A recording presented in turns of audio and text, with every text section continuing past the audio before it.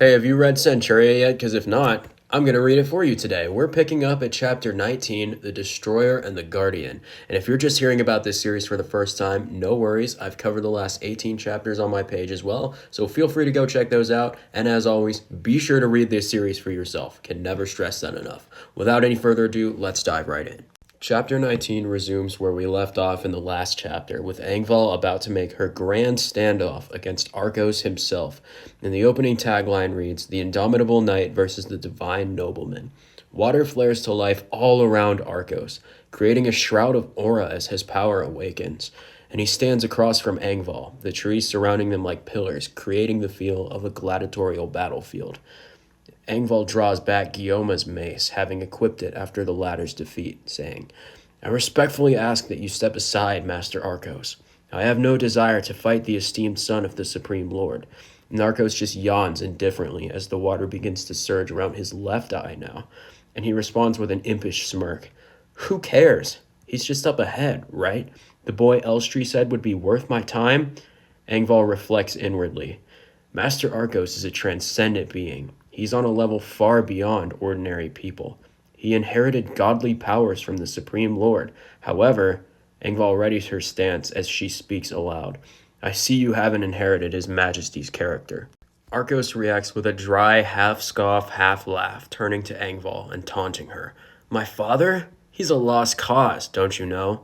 I heard he used to take whatever he wanted by force, but now he's not but a feeble-minded old man. He's gone soft in his old age. He's unfit to be king." Angval, now incensed by Arkos' callous words of her leader, charges in immediately, swinging her mace at Arkos and slamming into a sort of protective barrier of water around Arkos, who remains unharmed, standing unflinching.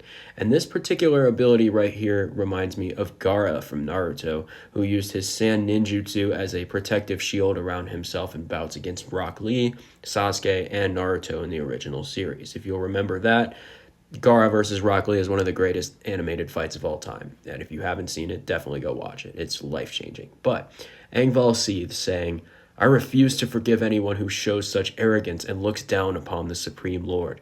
That goes for you too, Master Arkos." Arkos answers with a wicked cackle, jeering her even further and getting inside of her head. "Are you an idiot? You're rebelling against the Supreme Lord right now. You're just full of contradictions, aren't you? Were you not aware that the very baby you're so ardently trying to protect is the one prophesied to one day slaughter the king you hold so dear? You say you revere the king, yet your actions will ultimately cause his undoing. You're half-assing everything. How can you defeat me in battle when you can't even control and make up your own mind?" And water surges around Arkos' hand in dark, spiraling waves as he continues. "Go on, tell me.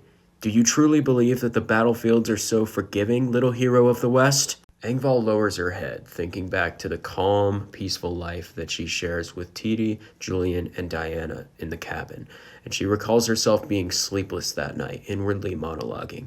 "Even now, there are nights when I'm plagued awake by nightmares."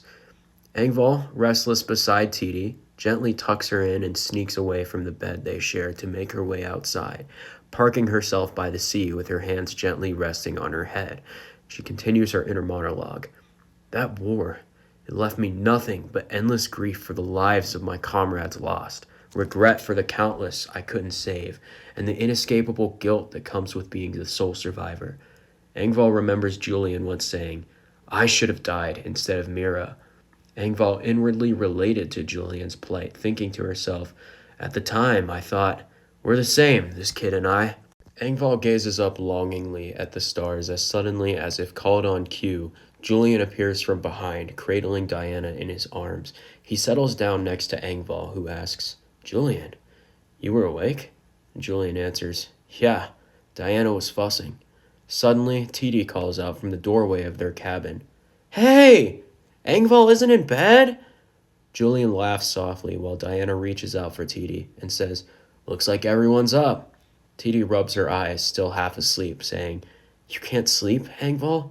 And Angval just replies with a smile, "Yeah, it's one of those nights." Titi beams as she took her spot on the shore between Julian and Angval, saying, "Oh well, I guess we have no choice but to keep you company tonight." Angval's inner monologue continues as she gazes upon Julian, Diana, and Titi, smiling and interacting warmly with one another like a proper family. How fortunate I was not to be alone with my pain on such a night. Many a time I thought to myself that I wanted to save those children, but in reality, the one who was being saved was me. And Angval reflects on how she had declined the Supreme Lord's offer to join the Black Knights in favor of raising Titi instead. O Supreme Lord, I'm afraid I've found something I cherish more than this country. I must point my blade at you in order to protect them. Please forgive me. We cut back to the present where Arkos has unleashed a brutal attack on Angval, not quite deconstructing her body completely, but creating deep enough wounds that he was able to extract blood from and cause severe damage to her as she falls to the ground.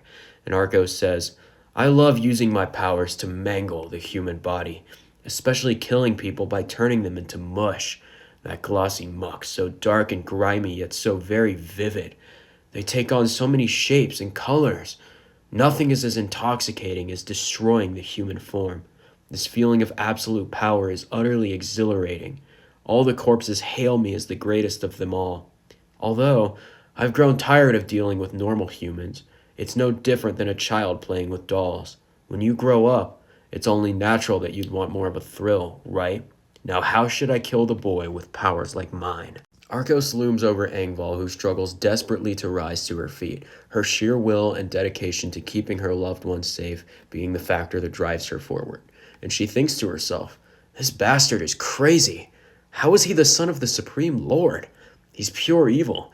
He thinks absolutely nothing of crushing others into blocks of flesh to fulfill his own twisted, sadistic desires. I won't let him catch up to Julian and the others. I've made my choice. I'm going to protect those children. And on the last page of the chapter, we see Angval standing firm, blood soaking her armor and robes completely. Half of her helmet is completely split, but she has a strong grip on her mace and a look of strong resolve inside her eyes despite herself. The closing tagline to this chapter reads, stronger than any armor, her single-minded resolve sees her through. End chapter. I can only take so much, Kuramori-san. Stop playing with my heart like this. I can't take it. If Julian doesn't show up within the next 2 chapters, I genuinely fear that Angval might be cooked. I get, Kuramori-san, that you were a student of Fujimoto and all, but it doesn't have to be this way, man. It really doesn't. We don't need to risé our Angval. It just doesn't need to happen. Everyone, please, collectively send out your prayers to our goat Angval. Now, speaking of Angval, as she established earlier in this chapter, Arkos is pure evil. He has no human decency and no regard for anyone's well-being whatsoever. And something of interest to note is the way that Arkos speaks about his father, the Supreme Lord, as if he's a total stranger, saying things like, I heard he used to take whatever he wanted by force. And this would obviously contrast with how we've seen the king act in the series, at least thus far. It's clear that Arkos doesn't hold respect for the king. But why is that? Well, first of all, it sounds as if the Supreme Lord himself doesn't hold all that much of a presence in Arkos' life, which would presumably mean his mother is the one taking care of him, and his mother would obviously be the queen. Now, this might point to his mother being the reason that Arkos is so naturally sadistic. Maybe he inherited it from her. We've yet to see the queen in any single capacity, and Angval never mentions having loyalty to both the king and the queen, but rather just the Supreme Lord himself, obviously for saving her and her family. The blatant lack of respect that Arkos has for his father, it doesn't tell me that he admires or looks up to him in any way, shape, or form. And naturally, in a situation like that, where his relationship with his father is severed or dysfunctional, he would look to his mother for support and ultimately learn from her. That is, if he has a parent in the picture whatsoever. Final guess for Arkos and this whole ordeal, I think the queen is the reason that Arkos is so evil, because she might be equally evil, if not worse. Let me know what you guys think about that down below.